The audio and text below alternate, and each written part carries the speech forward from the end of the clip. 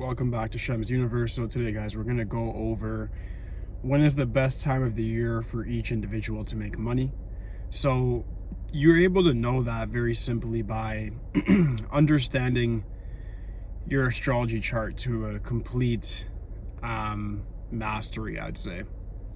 And what I mean by that is this, is you have to understand what each positioning, each placement in your chart is actually doing for you. You look at numerology, your life path number tells you the highway that you're on in life. Expression number will tell you what your skill sets are. Birth number tells you about your mindset. Your personality number will tell you what you naturally attract. Soul number tells you about your passions. And astrology is pretty much the same thing. You have to know what each thing is going to do, when it's going to do it, how it's going to do it. Your sun sign tells you about your ego. So that's very good to know what your general ego is like, your general persona, how you view things. So that's very good to know. You can compare that a lot with your life path or birth number. The next one that's very important, of course, is your moon sign. Your moon sign is going to tell you about your emotional depth.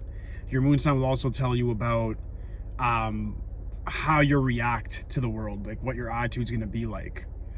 But the important one is going to be your rising sign. Your rising sign tells you your attitude towards life, how people perceive you, what you naturally attract, and then how you can be successful.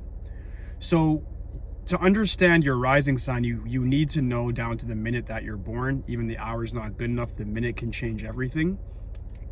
But once you know the minute that you're born, that's where the fun starts, because then you get a certain sign that's associated with that Eastern star that's called your rising sign.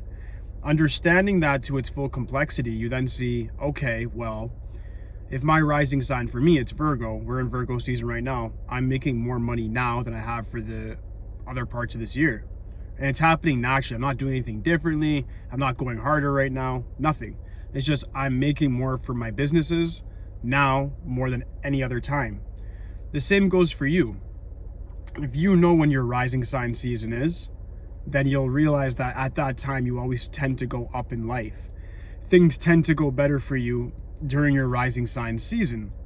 So if you're a rising sign per se Leo, then July 22nd to about August 22nd is going to be a very good time for you. If you're a Libra, Scorpio, Sagittarius, Capricorn, whatever it may be, you got some good times coming up if that's your rising sign. So understanding that fully, you need to realize that you should take the most financial risk during your rising sign season. You should try to open up your business during your rising sign season. You should also, I would say, do certain investments during that time. I mean, like I said, that falls under financial risk anyway. But if you want like an investment, a significant investment to actually make you back a lot of funds, I would say do it during your rising sign season. So if you're like, oh, when should I buy Bitcoin? Do it during your rising sign season. If you're trying to do a lot of sport betting, do it during your rising sign season if there's something going on at that time. I'm not saying this is going to apply to every single person, but what I'm saying is that you got to know based off of your life what your natural interests are, what you're into. And then using that, you then can extrapolate and say, okay, well, I'm somebody who's into sport betting. I sport bet all year. It's my full-time job. I'm not saying I do that, guys. I'm just using that as an example. I don't. But during your rising sign season, you should see what sport is going on and how you can actually intertwine yourself with that to make more money. The same would go for if you're a stockbroker. You should actually take more investments during that time. If I do crypto, I'm definitely taking more investments and taking more risk during my rising sign season because I understand how things work. It's very simple. The other times you can actually take a bit of risk as well that you're going to have good luck, especially with money particularly, is during your moon sign season, because moon has a lot to do with money. Even just the letterology of it with MO, money, moon, all that stuff, money, Mondays, all that stuff as well. It means a lot. We'll get into that during another video that's coming up very shortly. But what you need to know for this video particularly is this, is that your moon sign season has some semblance to how much money you'll make as well. It can be pretty volatile at that time. What you want to do is make sure that your emotions are intact during your moon sign season and that you extrapolate and make as much money, whether you work for a company, whether you work for yourself. You just try to take more risk during that time. Those are the only 2 times of the year. The sun sign doesn't mean much. It's just there. Do you have good luck during your solar return? Yeah, kind of.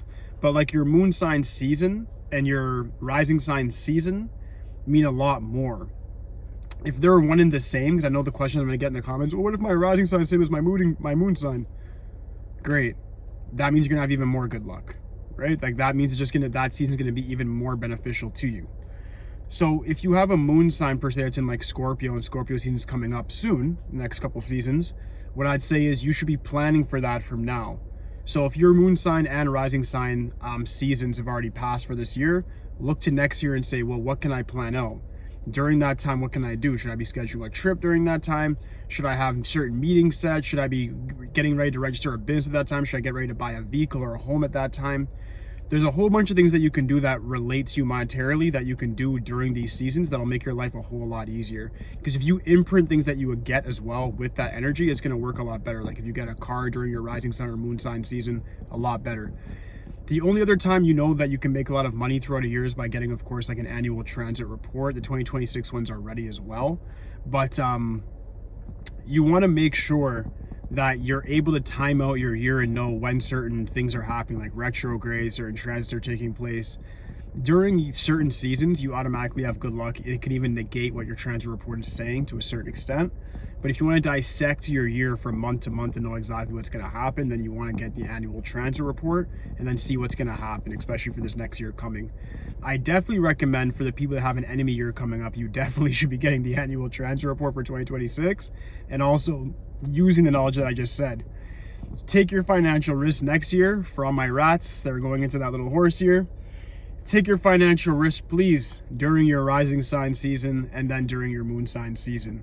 Take, of course, very calculated risk because you still have a Chinese enemy year to deal with, but you can compare your life path number to the numerology of the universal year as well, and then make your judgment from there. If you need extra assistance, hit me up for a consult. I got you. But aside from that, guys, that's it for the video today. Very short, concise, direct, to the point. If you have any questions for me whatsoever, just leave in the comment section. Aside from that, like, subscribe. Holla at me for today, guys. Peace.